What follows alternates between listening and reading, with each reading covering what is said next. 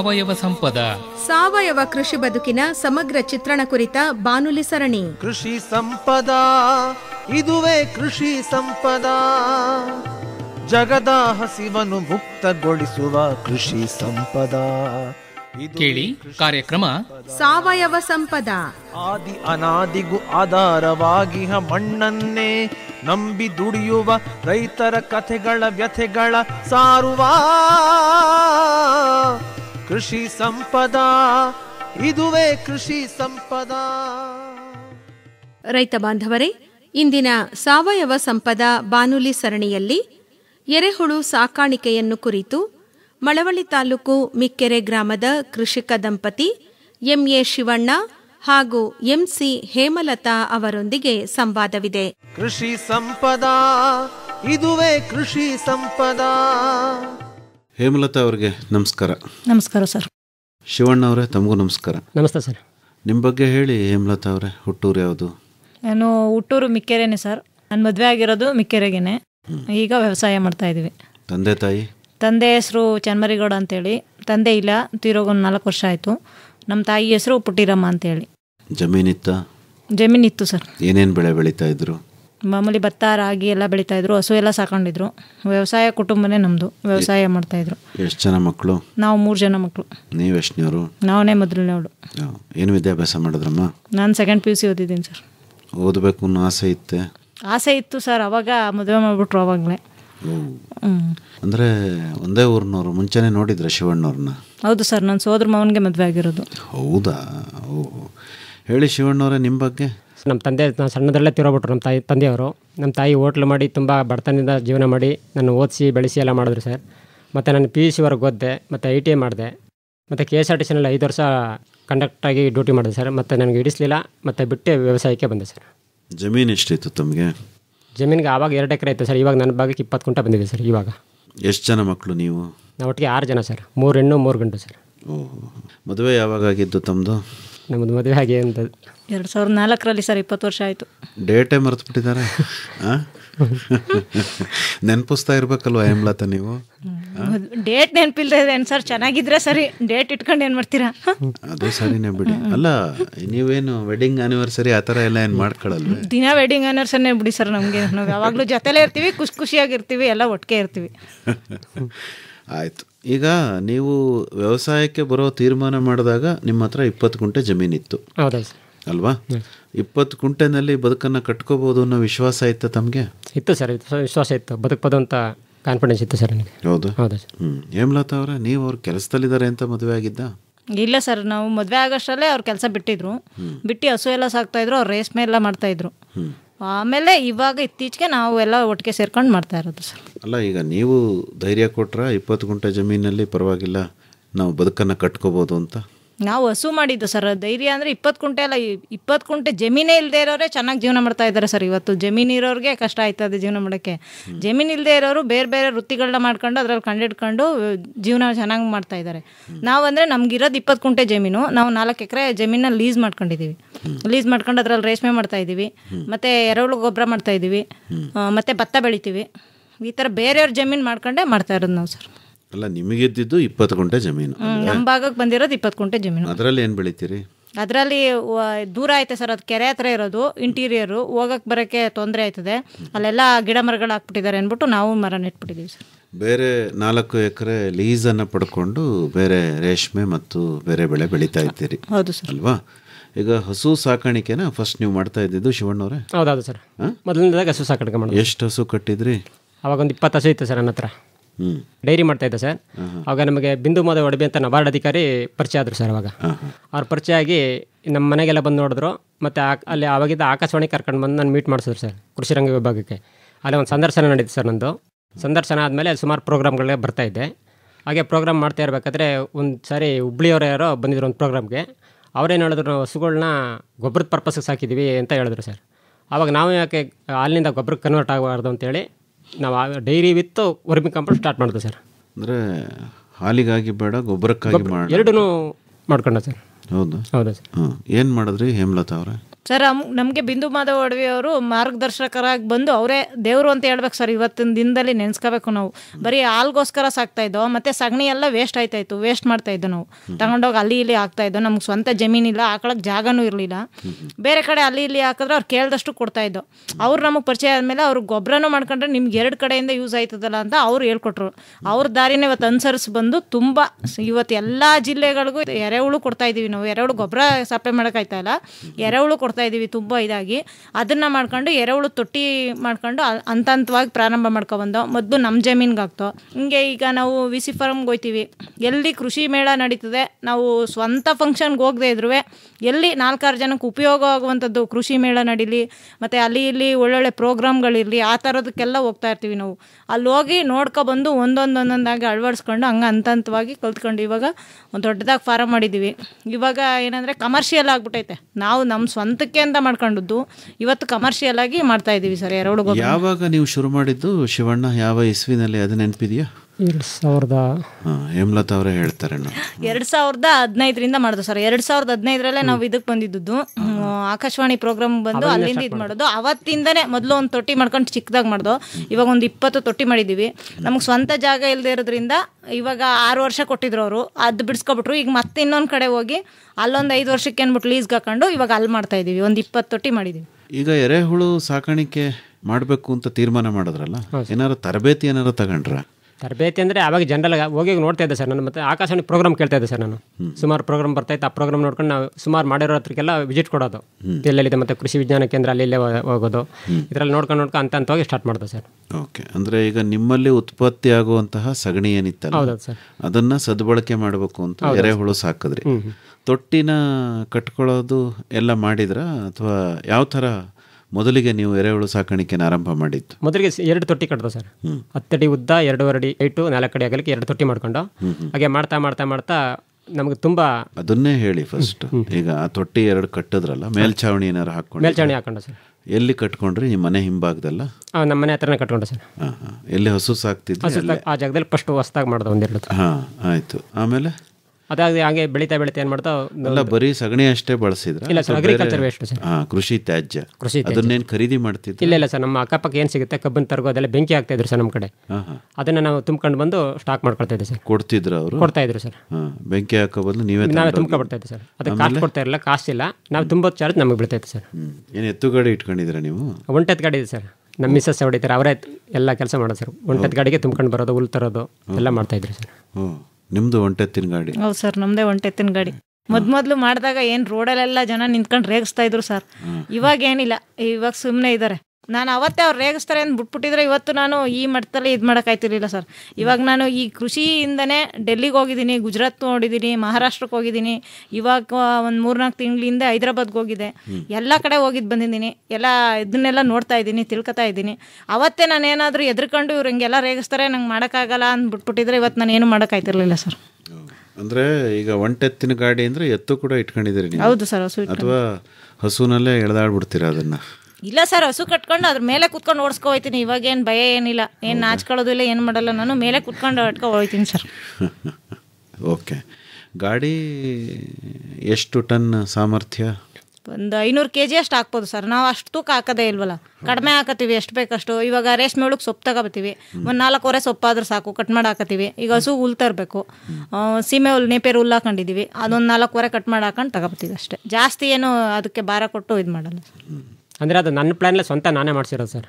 ನಂದೇ plan sir. ಆ ಗಾಡಿ ಚಿಕ್ಕದ ಗಾಡಿ, ಲೈಟ್ ವೆಯ್ಟ್ ಸರ್. ಅದು ಗುಜರಿನಲ್ಲಿ ಟೈರ್ ಎಲ್ಲ ತಂದು ನಾನೇ ಸ್ವಂತವಾಗಿ ನಾನೇ ಪ್ಲ್ಯಾನ್ ಕೊಟ್ಟು ಮಾಡಿಸಿದ್ದೀನಿ ಸರ್.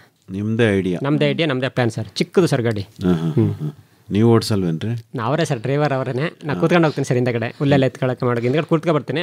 ಡ್ರೈವಿಂಗ್ ಅವ್ರದೇನೆ. ನೀವು ಕಂಡಕ್ಟರ್ ಆಗಿದ್ದಾರಲ್ವಾ? ಅಲ್ವಾ? ಟಿಕೆಟ್ ಏನಾದ್ರು ಕೊಡ್ತೀರೋ? ಇಲ್ಲ ಸರ್. ಓಕೆ, ಸಂತೋಷನಪ್ಪ. ಈಗ ಒಂದು ಎತ್ತಿನ ಗಾಡಿ ಮಾಡ್ಕೊಂಡ್ರಿ, ಆಮೇಲೆ ಅದರಿಂದ ಎಲ್ಲ ಸಾವಯವ ಮೂಲನೂ ಸಂಗ್ರಹಿಸ್ಕೊಂಡು ಎರೆ ಗೊಬ್ಬರ ಮಾಡ್ತಾ ಇದ್ರಿ ಅಲ್ವೇ? ಪ್ರೊಸೀಜರ್ ಏನು, ಯಾವ ರೀತಿ ಮಾಡ್ತೀರಿ ಎರೆ ಗೊಬ್ಬರನ? ಅಂದರೆ ಮೊದಲು ಎಲ್ಲಿ ಹುಳ ತಂದ್ರಿ, ಹೇಗೆ? ಮೊದಲು ಸರ್ ನಾನು ಇಲ್ಲಿ GKV ಕೆನಲ್ ಹುಳ ತಂದೆ ಸರ್. ಬೆಂಗಳೂರು GKV ಕೆನಲ್ ಸ್ವಲ್ಪ ಕೊಟ್ಟರು. ಮತ್ತು ಕೃಷಿ ವಿಜ್ಞಾನ ಕೇಂದ್ರ ಸುತ್ತೂರಿನಲ್ಲಿ ಸ್ವಲ್ಪ ತಂದೆ ಸರ್. ಮತ್ತು ಹಾಗಾಗಿ ಇನ್ನು ಲೋಕಲ್ ಹತ್ರ ಸ್ವಲ್ಪ ಜನ ತಂದೆ ಸರ್. ಹಾಗೆ ತಂದು ನಾನು ಡೆವಲಪ್ ಮಾಡಿ ಈಗ ಏನೋ 2-3 ತಳಿ ಇದೆ ಅಂತೆಲ್ಲ. ಹೌದಾ ಸರ್, 4 ತಳಿ ಇದೆ ಅಂತ ಹೇಳ್ತಾರೆ ಸರ್. ಅದು ಹೆಸರು ಹೇಳಲಿಕ್ಕೆ ಬರಲ್ಲ. ಒಟ್ಟು 3-4 ವೆರೈಟಿ ಅಂತ ಮಿಕ್ಸ್ ಆಗಿದೆ ಸರ್. ಹೆಸರು ಹೇಳಿ ಯಾವ್ಯಾವ ಥರ ಇದೆ ಹುಳುಗಳು ಹೇಳಿ ಹೋಗ್ಲಿ. ನೀಲಿ ಕಲರ್ ಇದೆ, ಮತ್ತು ರೆಡ್ ಇದೆ, ಮತ್ತು ಬ್ರೌನ್ ಕಲರ್ ಸ್ವಲ್ಪ ಬರ್ತದೆ ಸರ್. ಓಕೆ, 3 ಥರ ಹುಳು ಇದೆ. ನಮ್ಮ ಹತ್ರ 3-4 ಥರ ಇದೆ. ಅದ್ರ ಹೆಸರು ಪರ್ಫೆಕ್ಟ್ ಹೇಳಲಿಕ್ಕೆ ಬರಲ್ಲ. ಪರವಾಗಿಲ್ಲ ಬಿಡಿ. ಹೇಮಲತಾ ಅವ್ರು ಹೇಳ್ತಾರ ಹೆಸರನ್ನ? ಸರ್ ಅದು ಯುಜಿನಿಯಾ ಇಡ್ಲೆಸ್ಸು ಮತ್ತೆ ಐಸಿನಿಯಾ ಪೆಟಿಡಾ ಆ ಥರದ್ದೆಲ್ಲ ಹುಳ ಐತೆ ಸರ್ ನಮ್ಮ ಹತ್ರ. ಇವಾಗ ನಮ್ಮ ಹತ್ರ ಬಂದು ನಾಟಿ ಹುಳನೂ ಸೇರಿ ಎಲ್ಲ ಮಿಕ್ಸ್ ಆಗೋಗೈತೆ ಇವಾಗ ನಮ್ಮ ಹತ್ರ. ಹೌದೇ? ನಮ್ಮ ವಾತಾವರಣಕ್ಕೆ ಹೊಂದ್ಕೊಳ್ಳೋ ಥರ ಹುಳ ಆಗೈತೆ ಸರ್. ಇವಾಗ ಎಲ್ಲೇ ತಗೊಂಡೋದ್ರೂ ನಮ್ಮ ವಾತಾವರಣದಲ್ಲಿ ಬದುಕುತ್ತೆ. ನೀವೇ ಒಂದು ಹೆಸರು ಇಟ್ಕೋಬಹುದು ಸರ್. ಈಗ ನಮ್ದು ರಾಜ್ಯದ ಮೂಲೆಗೆ ಹೋಗಿದೆ ಸರ್ ಮುಳುಗಳು. ದಿನ ಒಂದು ತಿಂಗಳಿಗೆ ಮಿನಿಮಮ್ ಒಂದು 30-40 ಕೆಜಿ ಹುಳ ಹೋಗುತ್ತೆ ಸರ್, ಎರೆಹುಳನೇ. ನಮ್ಮದು ಆಂಧ್ರಾಗ ಹೋಗಿದೆ, ಕೇರಳ ಹೋಗಿದೆ, ತಮಿಳ್ನಾಡು ಹೋಗಿದೆ, ತುಂಬ ಎಲ್ಲ ಕಡೆ ನಮ್ಮದು ಹುಳಿನಲ್ಲಿ ನಂಬರ್ 1 ಇದೆ ಸರ್. ನಾವು ಎಷ್ಟು ಹುಳ ಬೇಕಾದ್ರೂ ಕೊಡ್ತೀವಿ ಸರ್. ಈಗ ಶಿವಣ್ಣವ್ರೆ, ಮೊದಲಿಗೆ 2 ತೊಟ್ಟಿ ಪ್ರಯೋಗದ ಬಗ್ಗೆ ಹೇಳಿ ಆಯ್ತಾ. ಈಗ ನೀವು ಆ ತೊಟ್ಟಿಯಲ್ಲಿ ಗೊಬ್ಬರ ಉತ್ಪಾದನೆ ಮಾಡಿದ್ರಲ್ಲ, ಹೇಗೆ ಅದರ ಪ್ರೊಸೀಜರ್ ಏನು ಸ್ವಲ್ಪ ಹೇಳಿ ನನಗೆ. ಪ್ರೊಸೀಜರ್ ಹೇಗೆ ಅಂದರೆ ಸರ್, ಒಂದು ತೊಟ್ಟಿನ 2.5 ಅಡಿ ಹೈಟ್ ಕಟ್ಟಿದ್ದೀವಿ ಸರ್, ಮತ್ತು 4 ಅಡಿ ಅಗಲ ಮಾಡಿದ್ದೀವಿ. ಅಂದ್ರೆ 1 ವರ್ಷ ಇಟ್ಟಿಗೆ ಅಂತಾರಲ್ಲ ಆ ಥರ ಕಟ್ಟಿದ್ದೀರಾ? ಗ್ಯಾಪ್ ಬಿಟ್ಟು ಕಟ್ಟಿದ್ದೀರಾ? ಒಂದಕ್ಕೊಂದು ಅಟ್ಯಾಚ್ ಮಾಡಿದ್ದೀವಿ ಸರ್. ಅಟ್ಯಾಚ್ ಮಾಡಿ ಮಾಮೂಲಿ ಗೋಡೆ ಕಟ್ತಾರಲ್ಲ, ಮಾಮೂಲಿ 3 ಗೋಡೆಗೆ 2 ತೊಟ್ಟಿ ಆಗುತ್ತೆ ಸರ್. 10 ಅಡಿ ಉದ್ದ, 4 ಅಡಿ ಆಗಲ್ಲ, 2.5 ಅಡಿ ಹೈಟ್ ಸರ್. ಆಯಿತು. ಮತ್ತು ಅದಕ್ಕೆ ಏನು ಮಾಡ್ತೀವಿ ಅಂದರೆ ಅಗ್ರಿಕಲ್ಚರ್ ವೇಸ್ಟ್, ಏನೇ ವೇಸ್ಟ್ ಸರ್, ಎಲೆಗಳು ಸೊಪ್ಪುಗಳು ಏನಿದೆ ಎಲ್ಲ ಒಣ ತ್ಯಾಜ್ಯ ಹಾಕ್ತೀವಿ ಸರ್. ಒಂದು ಅರ್ಧ ಅಡಿ ಅಷ್ಟು ತ್ಯಾಜ್ಯ ಹಾಕ್ತೀವಿ. ತ್ಯಾಜ್ಯ ಹಾಕಿದ್ದಕ್ಕೆ ಲೈಟಾಗಿ ನೀರು ಕೊಡ್ತೀವಿ ಸರ್. ಅದು ಮೆಟೀರಿಯಲ್ ಒದ್ದೆ ಆಗೋ ಥರ ನೀರು ಕೊಡ್ತೀವಿ ಸರ್. ಅದಾದಮೇಲೆ ಒಂದು 15-20 ದಿನದ ಸಗಣಿನ ಅದ್ರ ಮೇಲೆ 1 ಅಡಿ ಅಷ್ಟು ಹಾಕ್ತೀವಿ ಸರ್. ಮತ್ತು ಅದಕ್ಕೆ ಲೈಟಾಗಿ ನೀರು ಕೊಡ್ತೀವಿ ಸರ್. ಅದು ಒದ್ದೆ ಆಗಬೇಕಷ್ಟೇ, ತಳದಲ್ಲಿ ನೀರು ನಿಲ್ಲಬಾರ್ದು. ಮತ್ತು ಸೇಮ್ ಪ್ರೊಸೀಜರ್. ಮತ್ತು ಅಗ್ರಿಕಲ್ಚರ್ ವೇಸ್ಟ್, ಎಲೆಗಳು ಸೊಪ್ಪುಗಳು ತ್ಯಾಜ್ಯ ಏನಿದೆ, ಕಡ್ಡಿಗಳು ಬಿಟ್ಟು ಏನು ಬೇಕಾದ್ರೂ ಹಾಕಬೇಕು. ಕಲ್ಲು, ಗಾಜು, ಪ್ಲಾಸ್ಟಿಕ್ಕು, ಮಣ್ಣು ಹಾಕ್ಬಾರ್ದು ಸರ್. ಅಷ್ಟು ಬಿಟ್ಟು ಏನಿತ್ತು ತ್ಯಾಜ್ಯ ಹಾಕಿ ಸರ್. ಮತ್ತು ಲೈಟಾಗಿ ನೀರು ಕೊಡಿ ಸರ್. ಮತ್ತು 3-4 ಲೇಯರ್ ತುಂಬಿಡಿ ಸರ್. ಟಾಪ್ ಲೇಯರ್ ಸಗಣಿ ಬರಬೇಕು. ಮತ್ತು ತುಂಬಾದ್ಮೇಲೆ ಒಂದು 2-3 ದಿನ ಕೈ ಹಾಕಿ ನೋಡಿ ಸರ್. ಒಳಗಡೆ ಕೈ ಮುಳುಗಿಸಿದಾಗ ಈಟ್ ಇರ್ತದೆ. ಫಸ್ಟ್ ದಿನ, ಸೆಕೆಂಡ್ ದಿನ, 2ನೇ ದಿನ, 3 ದಿನ ಕೂಲ್ ಆಗೋವರೆಗೂ ನೀರು ಕೊಡ್ತಾರೆ ಸರ್. ಲೈಟಾಗಿ ನೀರು ಕೊಡ್ತಾಯಿರಿ. ಕೂಲ್ ಆದಮೇಲೆ ಒಂದು ವಾರ ಬಿಟ್ಟು ಒಂದು 10 ಕೆಜಿ, ಮಿನಿಮಮ್ ಒಂದು 5-10 ಕೆಜಿ ಹುಳ ಬಿಡಿ ಸರ್ ಒಂದು ತೊಟ್ಟಿಗೆ. ಎಷ್ಟು ದಿವಸ ಬೇಕು ಕೂಲ್ ಆಗೋಕ್ಕೆ? ಕೂಲ್ ನಮ್ಮ ಪ್ರಕಾರ ಒಂದು ವಾರ 8-10 ದಿನದಲ್ಲಿ ಕೂಲ್ ಆಗುತ್ತೆ ಸರ್. ನೀವು ಕೂಲ್ ಮಾಡಿದ್ರೆ ನಿಮ್ಮ ಮೇಲೆ ಡಿಪೆಂಡ್ ಸರ್ ಅದು. ಮತ್ತು ಡೈರೆಕ್ಟ್ ಬಿಸಿಲು ಬೀಳಬಾರ್ದು ಸರ್ ಅದಕ್ಕೆ. ಮತ್ತು ಮಳೆ ಬೀಳಬಾರ್ದು. ಮೇಲೆ ಒದಗಿ ಹಾಕಿರ್ಬೇಕು, ಚಪ್ಪರ ಇರಬೇಕು, ಇಲ್ಲಾಂದರೆ ಸೀಟ್ ಹಾಕಿರ್ಬೇಕು ಸರ್. ಆಯಿತು, ಮುಂದೆ ಅದಾದಮೇಲೆ ಒಂದು 5 ಕೆಜಿ ಅಷ್ಟು ಹುಳ ಬಿಡಿ ಸರ್ ಒಂದು ತೊಟ್ಟಿಗೆ. 10 ಅಡಿ ಉದ್ದಕ್ಕೆ 5 ಕೆಜಿ ಹುಳ ಬಿಟ್ಟರೆ ಅದು 1 ಕೆಜಿ ಹುಳ ಒಂದು ದಿನಕ್ಕೆ 1.5 ಕೆಜಿ ಅಷ್ಟು ಗೊಬ್ಬರನ ಪ್ರೊಡಕ್ಷನ್ ಮಾಡ್ತದೆ ಸರ್. ಕೆಳಗಡೆ ಊಟ ಮಾಡಿ ಮೇಲೆ ಪೌಡ್ರ್ ಥರ ಬರ್ತದೆ ಸರ್. ಅದನ್ನೊಂದು ವಾರ ಆದಮೇಲೆ 1 ಇಂಚ್ 2 ಇಂಚ್ ಆದಮೇಲೆ ಎಲ್ಲ ಗುಪ್ಪೆ ಮಾಡ್ತೀವಿ ಸರ್. ಮೇಲೆ ತೊಟ್ಟಿ ಮೇಲೆ ಗುಪ್ಪೆ ಮಾಡ್ತೀವಿ. ಗುಪ್ಪೆ ಮಾಡಿ ಅದ್ರ ಮಾರಣೆಗೆ ತುಂಬಿ ಸುರ್ಕೊಳ್ತೀವಿ ಸರ್ ಒಂದು ಕಡೆಗೆ. ಒಂದು ವಾರದಿಂದಲೇ ಶುರು ಆಗ್ಬಿಡುತ್ತೆ, ಸ್ಟಾರ್ಟ್ ಆಗುತ್ತೆ ಸರ್. ನಾವು ಬಿಡ್ತೀನಿ ಅಂದರೆ ವರ್ಕ್ ಸ್ಟಾರ್ಟ್ ಆಗುತ್ತೆ ಸರ್. ಅದು ಅಂದರೆ ನಾವು ತೆಗಿಲಿಕ್ಕಾಗಲ್ಲ. ಆಯಿತು. ಒಂದು 2 ಇಂಚ್ ಆಗಬೇಕು ಸರ್ ಅದು ಪೌಡ್ರು. 2 ಇಂಚ್ ಮೇಲೆ ಪೌಡ್ರ್ ಕಾಣ್ತದೆ ಸರ್. ಮೇಲೆ ನಮ್ಮ ಸಗಣಿದೆಲ್ಲ ಪೌಡ್ರ್ ಥರ ಟೀ ಪೌಡ್ರ್ ಥರ ಹೋಗುತ್ತೆ ಸರ್. ಅವಾಗ ಒಂದು ವಾರ 15 ದಿನ ಆದಮೇಲೆ ಗುಪ್ಪೆ ಮಾಡ್ತೀವಿ ಸರ್. ಮೇಲೆ ಗೊಬ್ಬರ ಥರ ಗುಪ್ಪೆ ಮಾಡ್ಕೊಳ್ತೀವಿ. ಅವತ್ತು ತೆಗಿಯಲ್ಲ, ಅವತ್ತು ಫುಲ್ ಹುಳ ಇರ್ತದೆ ಮೇಲೆ. ಅದಾದಮೇಲೆ ಅದ್ರ ಮನೆಗೆ ಬಂದು ಮೇಲೆ ಅದೆಲ್ಲ ತುಂಬಿ ಸುರ್ಕೊಳ್ತೀವಿ ಸರ್ ಒಂದು ಕಡೆಗೆ. ತುಂಬಿ ಸುರ್ಕೊಂಡು ಅದನ್ನು ಜರ್ಡಿ ಮಾಡಿ ಕಸ್ಟಮರ್ ಕೊಡ್ತೀವಿ ಸರ್. ಅದೇ ಸರ್. ಅಂದರೆ ಅದು ಎರೆಗೊಬ್ಬರ ಸರ್, ಪ್ಯೂರ್ ಎರೆಗೊಬ್ಬರ. ಅಂದರೆ ನೀವು 2 ತೊಟ್ಟಿನಲ್ಲಿ ಉತ್ಪಾದನೆ ಮಾಡಿದ ಗೊಬ್ಬರನ ಮಾರಾಟ ಮಾಡೋಕ್ಕೆ ಶುರು ಮಾಡಿದ್ರ? ಇಲ್ಲ ಸರ್, ನಿಮ್ಮ ಜಮೀನಿಗೆ ಬಳಸಿದ್ರ ಸರ್? ಮೊದಲು ನಮ್ಮ ಜಮೀನಿಗೆ ಬಳಸ್ತಾವ. ಅಂದ್ರೆ ನಿಮಗೋಸ್ಕರ ಅಂತ? ನಮಗೋಸ್ಕರ ಮಾಡೋದು ಸರ್, ಎಲ್ಲ ನಮ್ಮ ಇದಕ್ಕೋಸ್ಕರ ಮಾಡೋದು. ಆಯಿತು. ಆಮ್ಯಾಕಿಂದ ಇಲ್ಲಿ ಹಾಗೆ ಮಾಡೋದು ಇನ್ನೂ ಸ್ವಲ್ಪ ಡಿಮ್ಯಾಂಡ್ ಜಾಸ್ತಿ ಆಗುತ್ತೆ ಸರ್. ಅವಾಗ ಏನಂದು ಮಾಡ್ದೆ, ಒಂದು ನಮ್ಮ ರೋಡ್ ಪಕ್ಕ ಒಂದು ಜಮೀನು ಇತ್ತು ಯಾರ್ದು, ಅವ್ರನ್ನ ಲೀಸ್ಗೆ ಹಾಕೊಂಡ ಸರ್. ಒಂದು 50,000 ಕೊಟ್ಟು ಲೀಸ್ಗೆ ಹಾಕೊಂಡು ಅಲ್ಲಿ ದೊಡ್ಡದಾಗಿ ಒಂದು ಫಾರ್ಮ್ ಮಾಡಿದೆ ಸರ್. ಬ್ಯಾಂಕಿಂದ ಲೋನ್ ಕೊಟ್ಟರು. ಅಲ್ಲಿ ಬ್ಯಾಂಕಿಂದ? IOB sir, Kirgaval IOB. ಹೌದಾ? ಈಗ ಭಾಳಷ್ಟು ಜನ ರೈತರು ಹೇಳ್ತಾರೆ, ಹೇಮಲತಾ ಅವರ ಬ್ಯಾಂಕಲ್ಲಿ ಸಾಲ ಸಿಗೋದಿಲ್ಲ ಅಂತ ಹೇಳಿ ಅಲ್ವಾ? ನಿಮ್ಮ ಹತ್ರ ಜಮೀನಿದ್ದ 20 ಗುಂಟೆ ಅಲ್ವಾ? ಒಂದು 20 ಹಸು ಕಟ್ಕೊಂಡಿದ್ರೇನೋ, ಸಾಲ ಹೆಂಗೆ ತಗೊಂಡ್ರಿ ಹೇಳಿ ಅಮ್ಮ? ಅದು ಸರ್, ನಾವು ಫಸ್ಟ್ 50,000 ಸಾಲ ಕೊಟ್ಟಿದ್ರು. ಹಸು ಸಾಲ ಅಂತಲೇ ಕೊಟ್ಟಿದ್ರು 50,000. ಆಮೇಲೆ ಅದನ್ನ ನೀಟಾಗಿ ಸರಿಯಾಗಿ ಕಟ್ಕೊಬಂದು ಆಮೇಲೆ 1 ಲಕ್ಷ ಕೊಟ್ಟರು, ಆಮೇಲೆ 5 ಲಕ್ಷ ಕೊಟ್ಟರು, ಆಮೇಲೆ 10 ಲಕ್ಷ ಕೊಟ್ಟರು. ಅದೇ ಥರ ಕೊಟ್ಟರು ಸರ್. ಇವಾಗಲೂ ನನಗೆ 4 ಲಕ್ಷ ಸಾಲ ಕೊಟ್ಟಿದ್ದಾರೆ. ನಾವೇನು ಪ್ರೂಫ್ ಕೊಟ್ಟಿಲ್ಲ, ಏನಿಲ್ಲ. ಅವರು ನೋಡ್ತಾರೆ ಸರ್. ನಾವು ಹಂತವಾಗಿ ಅವ್ರು ಹೇಳೋ ಟೈಮ್ಗೆ ಕರೆಕ್ಟಾಗಿ ಕಟ್ಕೊ ಹೋಗಿ, ಇಲ್ಲ ನಮ್ಗೆ ಈ ತಿಂಗಳು ಕಟ್ಟೋಕ್ಕಾಗಿಲ್ಲ ಅಂದರೆ ನಮಗೇನು ಕಷ್ಟ ಆಗೈತೆ ಅಂತ ಅವ್ರ ಹತ್ರನೂ ಹೋಗಿ ಹೇಳ್ಕೊಂಡಾಗ ಅವರು ಇರ್ಬೋದು ಅಂತ ನೋಡಿ ಇದು ಮಾಡಿ ಕೊಡ್ತಾರೆ ಸರ್. ಅಂದರೆ ರೈತರು ಅಂದ ತಕ್ಷಣ ಬ್ಯಾಂಕ್ ಅವರೆಲ್ಲ ಮಾಡೋದೇ ಅಷ್ಟೇ ಸರ್, ಪ್ರೂಫ್ ಕೇಳ್ತಾರೆ. ಇವಾಗ ಅಫಿಷಿಯಲ್ ಆದರೆ ಅವ್ರು ಮಂತ್ಲಿ ಸ್ಯಾಲ್ರಿ ಬರ್ತದೆ ಅಂತ ಹೇಳ್ಬಿಟ್ಟು ಇದು ಮಾಡ್ಬಿಟ್ಟು ಕೊಟ್ಬಿಡ್ತಾರೆ. ಆದರೆ ರೈತರಿಗೆ ಕೊಡೋಕೆ ಇದು ಮಾಡ್ತಾರೆ. ನಮ್ಮ ರೈತರು ಅದೇ ಥರ ಕಟ್ತಾನೆ ಇದು ಮಾಡ್ತಾರೆ ಸರ್. ಅದನ್ನ ಉಳಿಸ್ಕೊಂಡು ಹೋದ್ರೆ ಕೊಡ್ತಾರೆ. ನಮ್ಗೆ ಕೊಟ್ಟರು ಸರ್. ಇವಾಗಲೂ ಬೇಕಾದ್ರೆ ತಗೊಳ್ಳಿ, ಇನ್ನೂ 10 ಲಕ್ಷ ತಗೊಳ್ಳಿ ಅಂತ ಹೇಳಿದ್ದಾರೆ. ನಮ್ಗೇನು ಸರ್, ಏನು ಕಾರಣ ಅದಕ್ಕೆ ನಾನು ಕೇಳ್ತಾ ಇದ್ದೀನಿ ಸರ್. ನಮ್ದು ಹಾಲ್ದು ಪೇಮೆಂಟ್ ಎಲ್ಲ ಅಲ್ಲಿಗೆ ಬರ್ತಾಯಿತ್ತು. ಮತ್ತೆ ನಮ್ಗೆ ಯಾವ ಟೈಮ್ಗೆ ಹೇಳಿದೋ ಆ ಟೈಮ್ಗೆ ಕರೆಕ್ಟಾಗಿ ಕಟ್ಕೊ ಹೋಗ್ತಾ ಇದ್ದೋ, ಅದನ್ನ ನೋಡಿ ಕೊಟ್ಟರು ಅವ್ರು ನಮಗೆ. ಅಂದ್ರೆ ನಿಮ್ಮ ಅಕೌಂಟ್ ಅಂತ ನೀವೇನು ಮಾಡ್ತೀರಲ್ಲ ಬ್ಯಾಂಕಲ್ಲಿ, ಅದನ್ನ ಸರಿಯಾದ ರೀತಿಯಲ್ಲಿ ಸರಿದೂಗಿಸ್ಕೊಂಡು ಹೋಗ್ಬೇಕು. ಹೌದು ಅಲ್ವಾ? ಅಂದ್ರೆ ಅವ್ರಿಗೊಂದು ನಂಬಿಕೆ ಬರಬೇಕು, ಇಂಥವ್ರಿಗೆ ಸಾಲ ಕೊಟ್ಟರೆ ನಮ್ಗೆ ವಾಪಸ್ ಕೊಡ್ತಾರೆ ಅಂತ ಅಲ್ವಾ? ನಮ್ಮ ಹೌದು ಸರ್. ಹಾಗಾಗಿ ಅಂದರೆ ಎಲ್ಲ ದಾಖಲೆಗಳನ್ನ ನೀವೆಲ್ಲ ಕೊಡ್ತೀರಾ ಅನ್ಸುತ್ತೆ. ನಮ್ಮ ಹತ್ರ ಇನ್ನೇನು ದಾಖಲೆ ತಗೊಂಡಿರ್ಲಿಲ್ಲ ಸರ್, ಅವ್ರು ಕೊಟ್ಟಿದ್ರು ನಮ್ಗೆ. ಹೌದಾ? ನಮ್ಮದು ಕೊಡಕ್ಕೆ ಏನೋ ದಾಖಲೆ ಇಲ್ಲ ಇವತ್ತಿಗೂ. ನಾವು 20 ಗುಂಟೆ ಜಮೀನು ಐತೆ ಅಷ್ಟೇ, ಅದು ನಮ್ಮ ಹೆಸ್ರಿಗಿಲ್ಲ. ನಮ್ಮ ಅಜ್ಜಿ ಹೆಸರಲ್ಲೇ ಇತ್ತು. ನಮ್ಮ ಅಜ್ಜಿ ಇವಾಗ ತೀರೋಗ 1-2 ವರ್ಷ ಆಯಿತು. ನಾವಿನ್ನೂ ನಾವು ಮಾಡ್ಕೊ ಊಟ ಮಾಡ್ತಾ ಇದ್ವಿ. ನಮ್ಮ ಹೆಸ್ರಿಗೆ ಅಂತ ಭಾಗ ಮಾಡ್ಕೊಂಡಿಲ್ಲ ಇನ್ನೂ. ಜಮೀನು ಅಂತ ತೋರಿಸಿದ್ದಾರೆ, ನಮ್ಮ ಹೆಸ್ರಿಗೆ ಅಂತ ಕೊಟ್ಟಿಲ್ಲ ಅಷ್ಟೇ. ಏನು ದಾಖಲೆ ಇಲ್ಲ ಅಂದ್ರೂ ಬ್ಯಾಂಕಲ್ಲಿ ಮಾತ್ರ ಸಾಲ ತಗೋತಾ ಇದ್ದೀವಿ? ಹೌದು ಸರ್, ತಗೋತಾ ಇದೀವಿ ನಾವು. ಇವಾಗ ವರ್ಮಿ ಕಂಪೋಸ್ಟ್ ಯೂನಿಟ್ ಮಾಡಿದೀವಲ್ಲ, ಆದ್ರೂ ನಾವು ವ್ಯಾಪಾರ ಮಾಡೋ ದುಡ್ಡೆಲ್ಲ ಮಾಮೂಲಿ ಟ್ರಾನ್ಸಾಕ್ಷನ್ ಆಗುತ್ತೆ, ಅಕೌಂಟ್ಗೆ ಟ್ರಾನ್ಸಾಕ್ಷನ್ ಆಗುತ್ತೆ, ಅದನ್ನ ನೋಡಿ ಕೊಡ್ತಾ ಇದ್ದಾರೆ ಅಷ್ಟೇ. ಈಗ ಮೊದಲಿಗೆ 2 ತೊಟ್ಟಿ ಮಾಡಿದ್ರಿ, ಪರವಾಗಿಲ್ಲ ಅಂತ ಅನ್ನಿಸ್ತು ಶಿವಣ್ಣವ್ರೆ ಅಲ್ವಾ? ಈಗ ಆ ಗೊಬ್ಬರನ ನಿಮ್ಮ ಜಮೀನಲ್ಲಿ ನೀವು ಬಳಸಿದ್ರಿ, ಏನು ಅನುಕೂಲ ಆಯಿತು? ತುಂಬ ಚೆನ್ನಾಗಿ ಬಂತು ಸರ್ ಬೆಳೆ. ಯಾವ ಬೆಳೆಗೆ ಬಳಸಿದ್ರು? ನಾವು ಭತ್ತಕ್ಕೆ ಬೆಳೆಸಿದ್ವಿ ಸರ್. ಮತ್ತು ಅವಾಗ ರೇಷ್ಮೆ ಬೆಳೀತಿದ್ದೆ, ರೇಷ್ಮೆಗೆ ಹಾಕೋದು. ಮತ್ತು ನಾವು ಅವಾಗ ಏನು ಮಾಡೋದು, ಸಾವಯವಕ್ಕೆ ಕನ್ವರ್ಷನ್ ಆಗ್ತಾ ಬಂದ ಸರ್. ನಾವು ಕೆಮಿಕಲ್ ಎಲ್ಲ ಫುಲ್ ನಿಲ್ಲಿಸ್ತಾ ಸಾವಯವದೆಲ್ಲ ಮಾಡೋದು, ತುಂಬ ಉತ್ಕೃಷ್ಟವಾಗಿ ಬರೋಕ್ಕೆ ಶುರು ಆಗ್ತಾ. ಮತ್ತು ಖರ್ಚು ಕಳೀತು ನಮಗೆ, ಭೂಮಿ ಎಲ್ಲ ಚೆನ್ನಾಗಿರ್ತು, ನಮಗೂ ತೊಂದರೆ ಇಲ್ಲ. ಈ ಥರ ನಮಗೇನೋ ಒಂದು ಭಾವನೆ ಬಂತು ಸರ್. ಆವಾಗಿಂದ ಕೆಮಿಕಲ್ ಬಿಟ್ಟು ಇದಕ್ಕೆ ಬಂದ ಸರ್. ಓಕೆ, ಈಗ ಇದನ್ನೇ ಒಂದು ಉದ್ಯಮವಾಗಿ ಮಾಡ್ಕೋಬೇಕು ಅಂತ ಅನಿಸಿದ್ದೆ ಯಾಕೆ ಅಂದರೆ ಮುಂದಕ್ಕೆ ನಮಗೆ ಭೂಮಿ ಪರಿಸರ ಉಳಿಸ್ಬೇಕು ಅನ್ನೋದೊಂದು ಭಾವನೆ ಬಂತು ಸರ್. ಮಾಡ್ತಾ ಪರಿಸರದ ಇದೆಲ್ಲ ಆಗ್ತಾಯಿದೆ, ನಮಗೂ ಏನೋ ಒಂದು ಅವೇರ್ನೆಸ್ ಕ್ರಿಯೇಟ್ ಆಗ್ತದೆ ಸರ್ ಇದೆಲ್ಲ ನೋಡಿದಾಗ. ಅದರಿಂದ ನಾವು ಇದನ್ನೇ ಯಾಕೆ ಮಾಡಬಾರ್ದು, ನಮ್ಮ ಹತ್ರ ಇದೆಲ್ಲ ಸಾವಯವ ಉತ್ಪನ್ನ ಎಲ್ಲ ಇದೆಲ್ಲ ಅಂದ್ಬಿಟ್ಟು ಈ ಥರ ಕನ್ವರ್ಷನ್ ಆಗಬೇಕು ಅಂತ ಭಾವನೆ ಬಂತು ಸರ್. ಮತ್ತು ಬ್ಯಾಂಕ್ ಲೋನ್ ಕೊಟ್ಟರು ನಮಗೆ. ಕೊಡಬೇಕಾದ್ರೆ ಒಂದು 10-20 ತೊಟ್ಟಿ ಮಾಡಿದೆ ಸರ್. ಮಾಡಿಬಿಟ್ಟು ಆವಾಗ ಮಾರ್ಕೆಟಿಂಗ್ ಆಗಲಿಲ್ಲ ಸರ್, ನಮ್ಗೆ ಗೊತ್ತಾಗಲಿಲ್ಲ, ಸ್ವಲ್ಪ ಫೇಲ್ಯೂರ್ ಆಗ್ತು. ಅವಾಗ ಏನಾಗ್ತು ಅಂದರೆ ನಮಗೆ ಇಲ್ಲಿ ಮೈಸೂರು ಹರೀಶ್ ಸರ್ ಅಂತ ಇದ್ದಾರೆ ಸರ್, ಅವ್ರು ದೇವರು ಅಂತ ಹೇಳ್ಬೇಕು ಅಂದ್ರೆ. ಒಂದು 3 ಜನ ನಮ್ಮ ದೇವರುಗಳು, ಬಿಂದುಮಾದ ಒಡಬಿಯವರು ಮತ್ತು ಆಕಾಶವಾಣಿ ಮತ್ತು ನಮ್ಮ ಹರೀಶ್ ಸಾರು. ಅವರು ಒಂದಿನ ಅವ್ರ ಗಂಡ ಹೆಂಡತಿ ಇಬ್ಬರು ಬಂದರು, ಅಷ್ಟು ಸ್ವಲ್ಪ ಫೇಮಸ್ ಆಗ್ತಾಯಿದ್ದ. ಅವಾಗ ಇಬ್ಬರು ಬಂದು ಅವ್ರು ನೋಡ್ಬಿಟ್ಟು, ಅವ್ರು ಬಂದು ನಮ್ಮ ಫಾರಮ್ ಬಂದು ನೋಡ್ಬಿಟ್ಟು ಓದಿದ್ದೆ ಸರ್. ಆವತ್ತಿಂದ ಎಷ್ಟು ಮಾರ್ಕೆಟ್ ಸಿಕ್ತು ನಮಗೆ ಅಂದರೆ ಇವತ್ತು ಕೊಡಲಿಕ್ಕೆ ಆಗಲ್ಲ ಸರ್, ಆ ಲೆವೆಲ್ ಇದ್ದೀವಿ. ಅಲ್ಲ ಹೇಮಲತಾ ಅವರೇ, ಈಗ ನೀವು ಹೇಳಿ ಇದನ್ನು ಉತ್ಪಾದನೆ ಮಾಡಿ ಇದನ್ನೊಂದು ಉದ್ಯಮ ಮಾಡಬೇಕು ಅಂತ ನಿಮ್ಗೆ ಯಾವ ಹಂತದಲ್ಲಿ ಅನ್ನಿಸ್ತು? ಸರಿ, ನಾವು ಮೊದಲು ನಮ್ಮ ಜಮೀನಿಗೆಲ್ಲ ಯೂಸ್ ಮಾಡ್ತಾ ಇದ್ದೋ. ಇವಾಗ ನಾವು ಈ ಥರ ಎರೆಹುಳು ಗೊಬ್ಬರಕ್ಕೆ ಬಂದ ಮೇಲೆ ನಾವು ಏನು ಮಾಡ್ದೆ ಸರ್ ಅಂದರೆ, ಹಂತವಾಗಿ ನಾವು ಕೆಮಿಕಲ್ ಹಾಕಬಾರ್ದು ಅನ್ನೋದು ನಮಗೆ ಅರಿವಾಯಿತು. ಇವತ್ತಿನ ದಿನದಲ್ಲಿ ಆರೋಗ್ಯ ಮುಖ್ಯ ಅನ್ನೋದು ನಮ್ಗೆ ಗೊತ್ತಾಯಿತು ಸರ್. ಅವಾಗ ಏನು ಮಾಡ್ದೆ, ನಮ್ಮ ಜಮೀನಿಗೆ ಬರೀ ಇದನ್ನೇ ಬೆಳೆಸ್ತೋ. ಆವಾಗ ನಮಗೆ ಖರ್ಚು ಕಡಿಮೆ ಆಯಿತು, ಹೊರ್ಗಡೆಯಿಂದ ತಂದು ಹಾಕೋ ಖರ್ಚೆಲ್ಲ ಉಳೀತು. ಫಸ್ಟು ಭತ್ತ ಬೆಳೆದೋ, ಭತ್ತಕ್ಕೂ ನಾವು ಒಟ್ಲು ಹಾಕೋಕ್ಕೂ ಸುಧಾ ಉಪ್ಪು ಬುದಿನೂ ಹಾಕ್ತೇನೆ ಭತ್ತ ಬೆಳೆದೋ ನಾವು. ಅವಾಗ ಚೆನ್ನಾಗಿ ಬಂತು, ಬೆಳೆನೂ ಚೆನ್ನಾಗಿ ಬಂತು, ಒಳ್ಳೆ ಇದಾಯಿತು. ಮತ್ತು ಕೀಟನಾಶಕವಾಗಿ ಅಗ್ನಿಅಸ್ತ್ರ ಅನ್ಕ ಮಾಡ್ಕೊಂಡು ಅದನ್ನೇ ಸ್ಪ್ರೇ ಮಾಡಿದೋ ನಾವು. ಮತ್ತು ಇದೇ ಥರ ಸಾವಯವ ಅವ್ರ ಜೊತೆ ಸೇರಿ ಇದನ್ನೇ ಮಾಡ್ತಾ ಬಂದು HF ಜರ್ಸಿ ಹಸು ಇದ್ದುದೆಲ್ಲ ತೆಗೆದ್ಬಿಟ್ಟು ನಾವು 100 ಲೀಟ್ರ್ ಹಾಲು ಹಾಕ್ತಾಯಿದ್ರು ಅದೆಲ್ಲ ತೆಗೆದ್ಬಿಟ್ಟು ನಾಟಿ ಹಸುಗಳನ್ನ ಕಟ್ಟಕ್ಕೆ ಶುರು ಮಾಡ್ದೋ. ನಾಟಿ ಹಸು, ಗೋಮೂತ್ರ, ಸಗಣಿ ಇದನ್ನ ಬರ್ತಕ್ಕಂಥದ್ದನ್ನೆಲ್ಲ ನಾವು ಯೂಸ್ ಮಾಡ್ಕೊಂಡು ಜಮೀನಿಗೆಲ್ಲ ಮಾಡ್ತಾ ಬಂದೋ. ಹಿಂಗೆ ಮಾಡ್ತಾ ಇದ್ದಂಗೆ ನಮಗೇನು ಅನ್ನಿಸ್ತು ಅಂತಂದರೆ, ಇದು ಗೊಬ್ಬರ ಅಂದರೆ ಬೇಕಾಗಿರುವಂಥ ವಸ್ತು. ನಮ್ಮ ಹಿಂದಿನ ಕಾಲದಲ್ಲೆಲ್ಲ ಬರೀ ಕೊಟ್ಟಿಗೆ ಗೊಬ್ಬರನೇ ಹೊಡೆದು ಇದ್ರನ್ನ ಮಾಡಿ ವ್ಯವಸಾಯ ಮಾಡ್ತಾಯಿದ್ರು. ಇತ್ತೀಚೆಗೆ ಕೆಮಿಕಲ್ ಬಂದು ಇದಾಗಿರೋದು ಆರೋಗ್ಯ ಮುಖ್ಯ ಅಂತ ತಿಳ್ಕೊಂಡು ಮಾಡ್ತಾ ಬಂದೋ. ಇದನ್ನು ಒಂದು ಉದ್ಯಮವಾಗಿ ಯಾಕೆ ಮಾಡ್ದೋ ಅಂತಂದರೆ, ಇವಾಗ ಒಂದು ಮನೆಗೆ ಒಂದು TV, ಒಂದು ಫ್ರಿಜ್ಜು, ಒಂದು ವಾಷಿಂಗ್ ಮಿಷಿನ್ ಇದ್ದರೆ ಒಂದೊಂದೇ ಸಾಕು. ಅಂಥದ್ರಲ್ಲೂ ಅಷ್ಟೊಂದು ಅಡ್ವರ್ಟೈಸ್ಮೆಂಟ್ ಕೊಟ್ಟು ಮಾಡ್ತಾರೆ. ಈಗ ನಮ್ಮದು ಗೊಬ್ಬರ ಬೇಕಾಗಿರೋ ವಸ್ತು, ಇವತ್ತು ಈ ಒಂದು ಗಿಡಕ್ಕೆ ಇವತ್ತು ಹಾಕಿದ್ರೆ ಮತ್ತೆ ಇನ್ನೊಂದು ವಾರ ಆದಮೇಲೆ ಹಾಕಲೇಬೇಕು.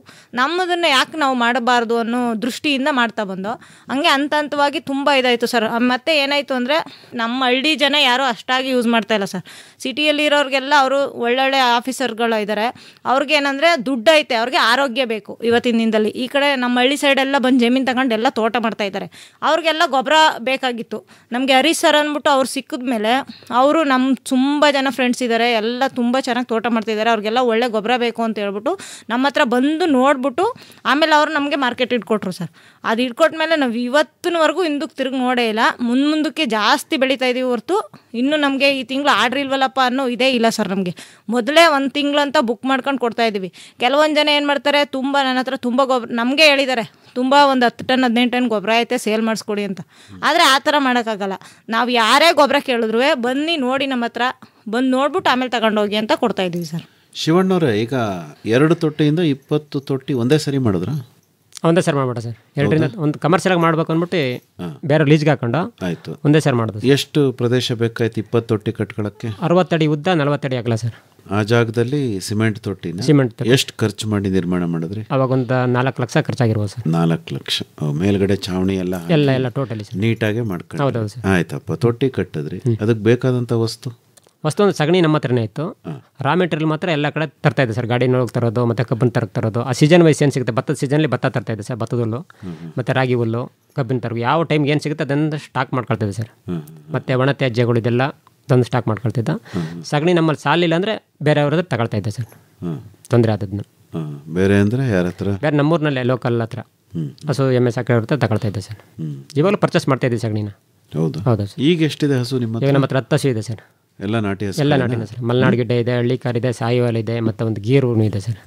ಹಾಲು ಮಾರಲ್ವಾ ಈಗ? ಹಾಲು ಮಾರಲ್ಲ ಸರ್, ಹಾಲಿನಿಂದ ಉತ್ಪನ್ನ ಮಾಡ್ತೀವಿ ಸರ್. ಅಂದರೆ ನಮ್ಮದು ಪಂಚಗವ್ಯ ಮಾಡ್ತೀವಿ, ಅಗ್ನಿಯಸ್ತ್ರ ಮಾಡ್ತೀವಿ, ಮತ್ತು ಜೀವಾಮೃತ ಮಾಡ್ತೀವಿ. ಇದಕ್ಕೆಲ್ಲ ಗೋಮೂತ್ರ ಮತ್ತು ಸಗಣಿ ಉಪಯೋಗಿಸ್ಕೊಳ್ತೀವಿ. ಹಾಲು ನಾವು ಸ್ವಲ್ಪ ಕೊಟ್ಕೊಳ್ತೀವಿ, ಉಳಿದನ್ನ ನಮ್ಮ ಇದಕ್ಕೆ ಹಾಕೊಳ್ತೀವಿ ಸರ್. ಎಲ್ಲ ಎಲ್ಲಿಗೆ ಹಾಕ್ಕಂತೀರಪ್ಪ? ಏನು ಸರ್? ಹಾಲು ಓರಿಗಳು ಜಾಸ್ತಿ ಸರ್ ನಮ್ಮ ಹತ್ರ. 3 ಹಸು ಹೆಣ್ಣುಗರು ಇರುತ್ತೆ ಸರ್, ಮತ್ತು ಕರುಗಳು ಜಾಸ್ತಿ ಇದೆ. ಹಾಲು ಅಂದರೆ ಜಾಸ್ತಿ ಬರಲ್ಲ ಸರ್, ಅರ್ಧ ಲೀಟ್ರ್ 1 ಲೀಟ್ರ್ ಅಷ್ಟೇ ಸರ್. ಮಲೆನಾಡು ಗಿಡ 1 ಲೀಟ್ರ್ ಬರ್ತದೆ, ಇದರಲ್ಲಿ ಇನ್ನೊಂದರಲ್ಲಿ 1 ಲೀಟ್ರ್ ಬರ್ತದೆ ಸರ್. ಅಂದರೆ ಮನೆ ಬಳಕೆಗೆ ಹಾಲನ್ನ ಬಳಸ್ತೀವಿ? ಹೌದೌದು ಸರ್. ಅಲ್ವಾ? ಹೌದು ಸರ್. ಈಗ ಡೈರಿ ಆದಾಯ ನಿಂತು ಹೋಗ್ಬಿಟ್ಟಿದೆ? ಡೈರಿ ಆದಾಯ ನಿಂತಾಗಿದೆ ಸರ್. ಓಕೆ. ನೀವು 20 ತೊಟ್ಟಿ ಏನು ಮಾಡಿದ್ರಲ್ಲ, ಹಾಂ ಸರ್, ಅದಾದಮೇಲೆ ಮತ್ತೆ ಏನಾದರೂ ವಿಸ್ತರಣೆ ಮಾಡಿಕೊಂಡ್ರೆ 40 ತೊಟ್ಟಿ ಆ ಥರ? ಇಲ್ಲ ಸರ್, ವಿಸ್ತರಣೆ ಮಾಡಿಲ್ಲ ಸರ್. ಅದನ್ನೇನು ಮಾಡಿಲ್ಲ? ಯಾಕಂದರೆ ಮೇಂಟೆನೆನ್ಸ್ ಕಷ್ಟ ಇದೆ ಸರ್. ಅದು ಕ್ವಾಲಿಟಿ ಕೊಡ್ಲಿಕ್ಕೆ ಬರಲ್ಲ, ಮತ್ತು ಇದು sir sensitive work sir. Labour ಹತ್ರ ಮಾಡ್ಸೋಕ್ಕಾಗಲ್ಲ, ನಾವೇ ಕೇರ್ ತಗೊಂಡು ಮಾಡ್ಬೇಕು ಸರ್. ಅದರಿಂದ ಅಷ್ಟಕ್ಕೆ ನಿಲ್ಲಿಸ್ಕೊಂಡ ಸರ್. ಈಗ ಒಂದು ತೊಟ್ಟಿಯಲ್ಲಿ ಗೊಬ್ಬರ ಉತ್ಪಾದನೆ ಮಾಡಬೇಕು ಅಂತಂದರೆ ಎಷ್ಟು ಅವಧಿ ಬೇಕು ಸರ್? ಅದು ನಮ್ಮಲ್ಲಿ ಒಂದು 2-2.5 ತಿಂಗಳಿಗೆಲ್ಲ ಆಗುತ್ತೆ ಸರ್. ನಮ್ಮ ಹತ್ರ ಹುಳು ತುಂಬ ಇದೆ.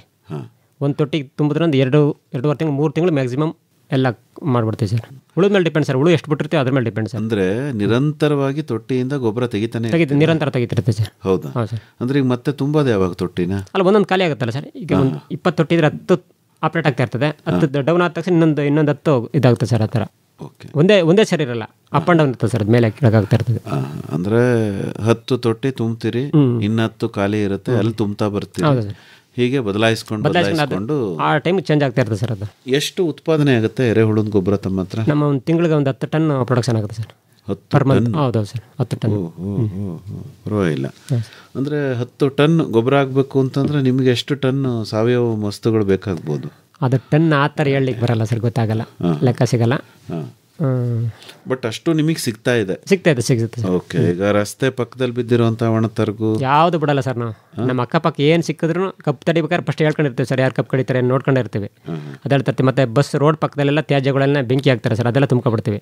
ನಮ್ಮ ನಿಯರೆಸ್ಟ್ ಏನಿದೆ ನಮಗೆ ಸಾಧ್ಯ, ನಮ್ಮ ಕಣ್ಣಿಗೆ ಏನು ಕಾಣ್ತದೆ ಅದೆಲ್ಲ ಬಿಡಲ್ಲ ಸರ್. ಬಾಳೆ ದಿಂಡುಗಳು ಅದು ಇದು ಸಾಧ್ಯವಾದಷ್ಟು ಎತ್ತು ಬಿಡ್ತೀವಿ ಸರ್. ಓಕೆ.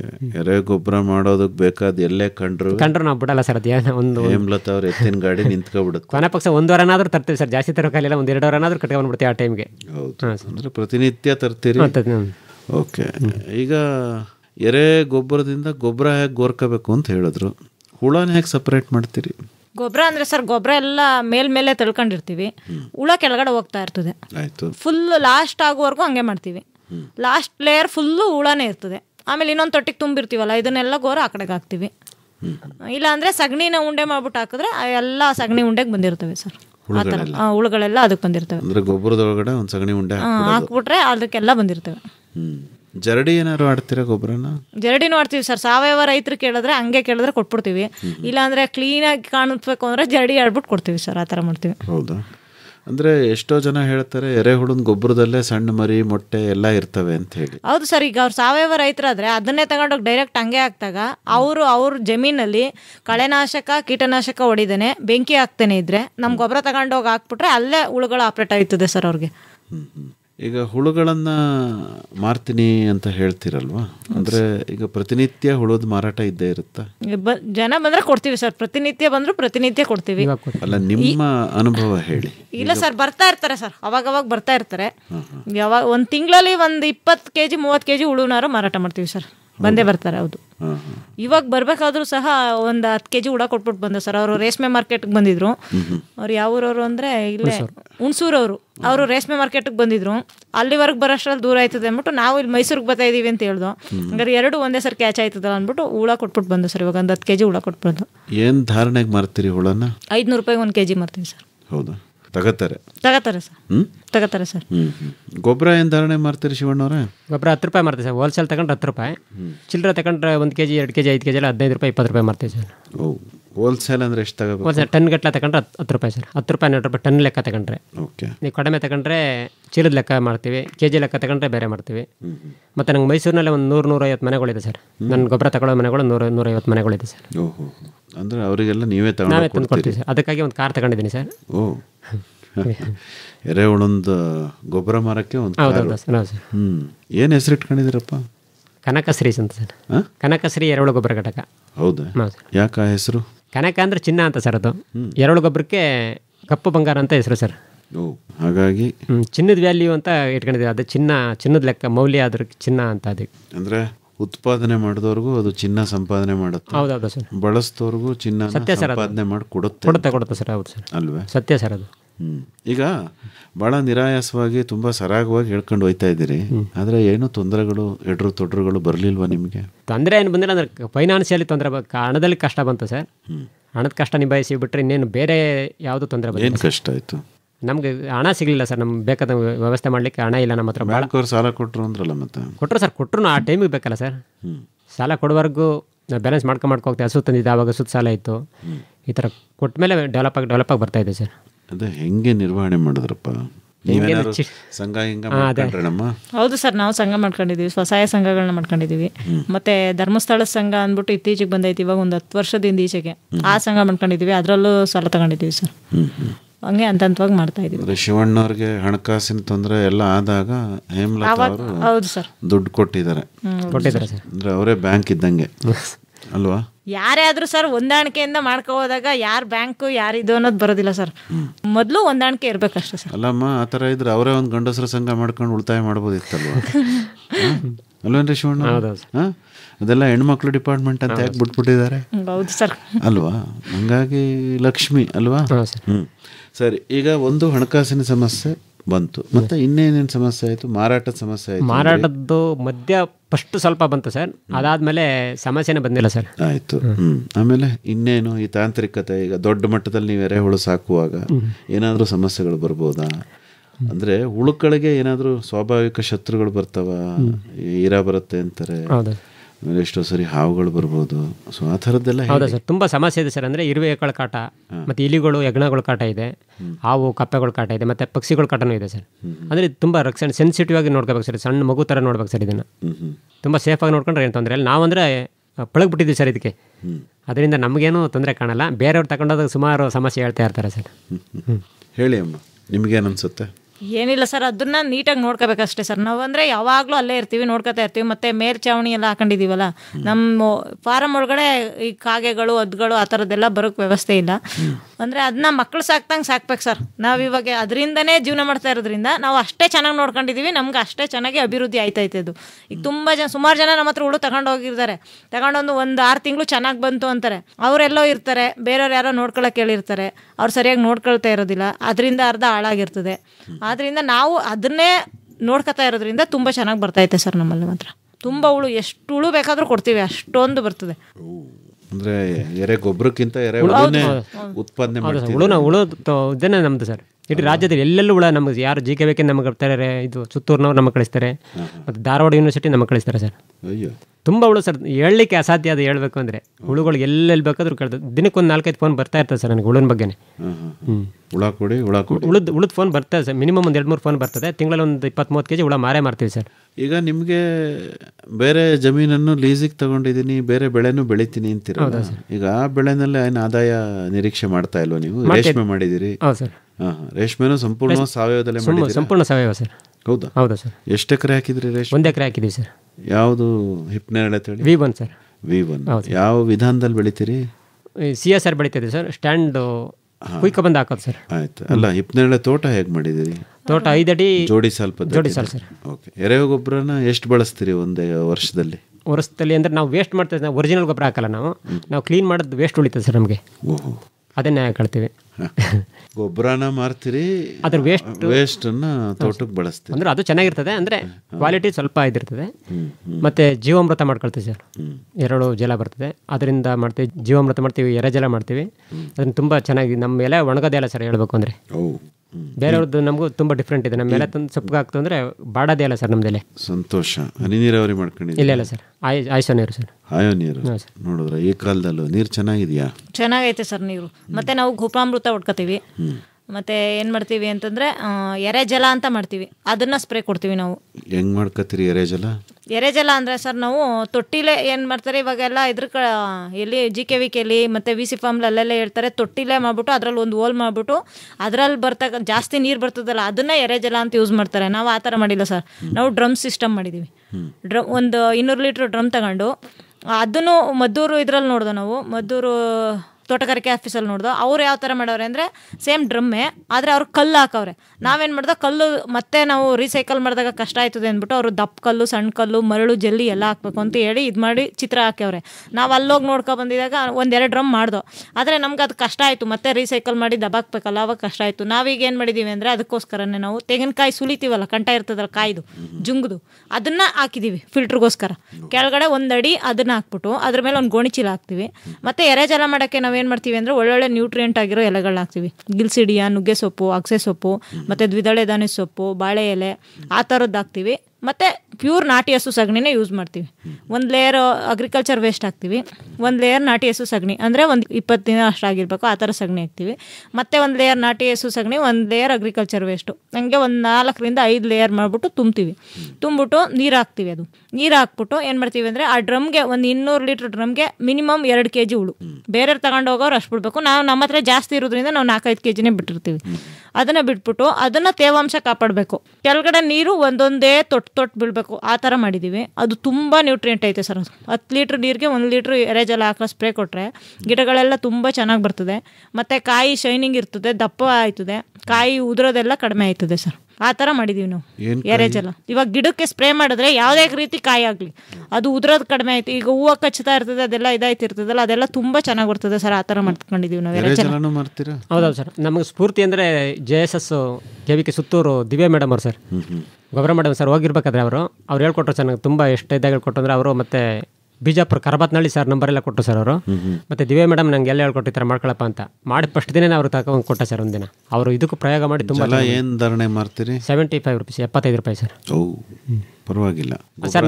ನಮ್ಮ ಎರೆಜಲ ತರೀಕೆರೆ, ಅಜ್ಜಂಪುರ, ದಾವಣಗೆರೆ ಆ ಕಡೆ ಎಲ್ಲ ತುಂಬ ಹೋಗುತ್ತೆ ಸರ್. ಅಂದ್ರೆ ಈಗ ಎರೆಜಲ ಮಾರ್ತೀರಿ, ಎರೆಹುಳ ಮಾರ್ತೀರಿ, ಎರೆ ಗೊಬ್ಬರ ಮಾರ್ತೀರಿ. ಹೌದಾ ಸರ್? ಇನ್ನೇನಾದ್ರು ತಯಾರು ಮತ್ತೆ ಘನಾಮೃತ ಅಂತ ಒಂದು ಕಂಡಿಡಿದಿದ್ವಿ ಸರ್ ಹೊಸದಾಗಿ. ಅದಕ್ಕೆ ಸಿಕ್ಕಾಪಟ್ಟೆ ಡಿಮ್ಯಾಂಡ್ ಸರ್. ಕೊಡ್ಲಿಕ್ಕೆ ಆಗಲ್ಲ ಸರ್. ದಿನ ಒಂದು 2-3 kg ಕಟ್ತೀವಿ ಸರ್ ಉಂಡೆ.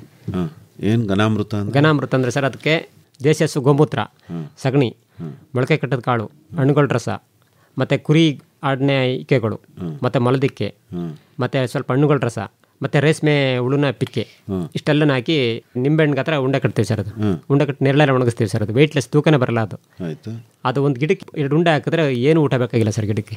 ನಂದು ಬೆಂಗಳೂರಿಗೆ ಕೊಡಲಿಕ್ಕೆ ಆಗಲ್ಲ. ಬೆಂಗಳೂರು ಡೈಲಿ ಕಳಿಸ್ತಾ ಇರ್ತೀನಿ ಸರ್ 2-3 ದಿನಕ್ಕೆ. ಉಂಡೆನೂ ಮಾರ್ತೀರಾ? ಉಂಡೆನೂ ಮಾರ್ತೀವಿ ಸರ್. ಏನು ಧಾರಣೆ ಉಂಡೆಗೆ? ಕೆಜಿ 200 ರೂಪಾಯಿ ಸರ್. ಅದು ವೆಯ್ಟ್ಲೆಸ್ ಸರ್. 1 kgಗೆ ಒಂದು 70ರಿಂದ 80 ಉಂಡೆ ಅಷ್ಟು ಬರ್ತವೆ. 200 ರೂಪಾಯಿ ಕೊಡ್ತೀವಿ 1 kg. ಅದು ಪಾಟ್ಗಳಿಗೆಲ್ಲ ಹಾಕಕ್ಕೆ ತುಂಬಾ ಚೆನ್ನಾಗಿ ಬರ್ತದೆ ಸರ್. ಒಳ್ಳೆ ರಿಸಲ್ಟ್ ಇದೆ ಸರ್. ಅದು ಒಂದ್ಸರ್ ತಿನ್ಲೇಬಹುದು ಸರ್. ಬಂದು ಹೊಸದಾಗಿ ನೋಡಿದವ್ರು ಇದೇನು ಸಪೋಟೋನ ಅದ ಅಂತ ಹೇಳ್ತಾ ಇರ್ತಾರೆ, ತೆಂಬಿಟ ಹಂಗೆ ಹಿಂಗೆ ಅಂತ ಕೇಳ್ತಾರೆ. ಸರಿಗೆ ನಂಗೆ ಬೆಂಗಳೂರಿನಲ್ಲಿ ಸುಮಾರು ಒಂದು ತಿಂಗಳಿಗೆ 10 ಆರ್ಡರ್ ಕಳಿಸ್ತೀನಿ, 10-20 ಆರ್ಡರ್ ಕಳಿಸ್ತೀನಿ ಸರ್ ಕೊರಿಯರ್ನಲ್ಲಿ. ಓಕೆ. ಈಗ ನೆಮ್ಮದಿಯಾಗಿದ್ದೀರಾ? ಏನು ತೊಂದರೆ ಇಲ್ವಾ? ತುಂಬ ನೆಮ್ಮದಿಯಾಗಿದೆ ಸರ್. ನಮ್ಮ ಕೇಳುಗರು ನಿಮ್ಮ ಜೊತೆ ನೇರವಾಗಿ ಮಾತಾಡಬೇಕು ಅಂತಾದರೆ ಸಂಪರ್ಕ ಮಾಡೋದಕ್ಕೆ ನಿಮ್ಮ ಮೊಬೈಲ್ ಸಂಖ್ಯೆ ಏನು ಶಿವಣ್ಣವರೇ?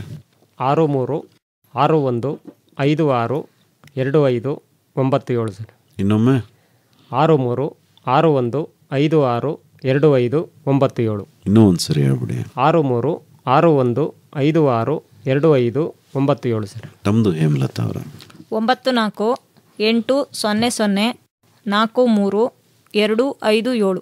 ಇನ್ನೊಮ್ಮೆ 9480434257. ಇನ್ನೂ ಒಂದು ಸರಿ ಹೇಳ್ಬಿಡಿ. 9480434257.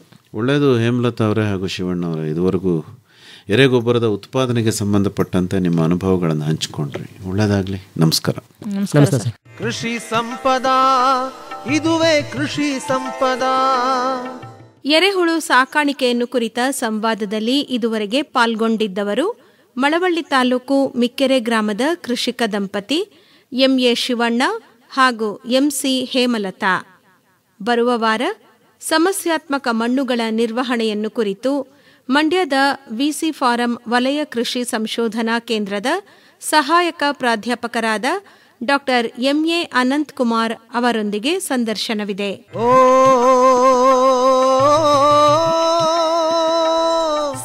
ಸಾವಯವ ಸಂಪದ. ಸಾವಯವ ಕೃಷಿ ಬದುಕಿನ ಸಮಗ್ರ ಚಿತ್ರಣ ಕುರಿತ ಬಾನುಲಿ ಸರಣಿ ಕೇಳಿದಿರಿ. ಕೃಷಿ ಸಂಪದ ಇದುವೇ ಕೃಷಿ ಸಂಪದ, ಜಗದ ಹಸಿವನ್ನು ಮುಕ್ತಗೊಳಿಸುವ ಕೃಷಿ ಸಂಪದ. ಸಹಯೋಗ ವಿಸ್ತರಣಾ ಶಿಕ್ಷಣ ಘಟಕ, ಸಾವಯವ ಕೃಷಿ ಸಂಶೋಧನಾ ಕೇಂದ್ರ ನಾಗನಹಳ್ಳಿ, ಮೈಸೂರು ಜಿಲ್ಲಾ ಕೃಷಿ ತರಬೇತಿ ಕೇಂದ್ರ, ಕೃಷಿ ಇಲಾಖೆ ಮೈಸೂರು, ವಲಯ ಕೃಷಿ ಸಂಶೋಧನಾ ಕೇಂದ್ರ ವಿಸಿ ಫಾರಂ ಮಂಡ್ಯ ಹಾಗೂ ಮೈಸೂರು, ಮಂಡ್ಯ, ಚಾಮರಾಜನಗರ ಜಿಲ್ಲಾ ಸಾವಯವ ಕೃಷಿಕರ ಒಕ್ಕೂಟ. ಸಾವಯವದಲ್ಲಿ ಸಮಗ್ರ ಕೃಷಿರೆ ಮಣ್ಣಿಗೂ ಮನುಜಗೂ ಆರೋಗ್ಯ, ವಿಷ ರಾಸಾಯನಿಕವಾ ಕೃಷಿಯಲ್ಲಿ ತೊರೆದರೆ ಬೆಳೆಯೋ ಬೆಳೆಯೆಲ್ಲ ಅಮೃತವು ಬೆಳೆಯೋ. ಶೀರ್ಷಿಕೆ ಗೀತರಚನೆ ರಮೇಶ್ ಪಿ ರಂಗಸಮುದ್ರ. ಗೀತೆಯ ರಾಗ ಸಂಯೋಜನೆ ಹಾಗೂ ಗಾಯನ ನಿತಿನ್ ರಾಜಾರಾಮ್ ಶಾಸ್ತ್ರಿ. ಕೃಷಿ ಸಂಪದ ಇದುವೇ ಕೃಷಿ ಸಂಪದ. ನೆರವು ಆರ್ ಲೋಕೇಶ್ವರಿ.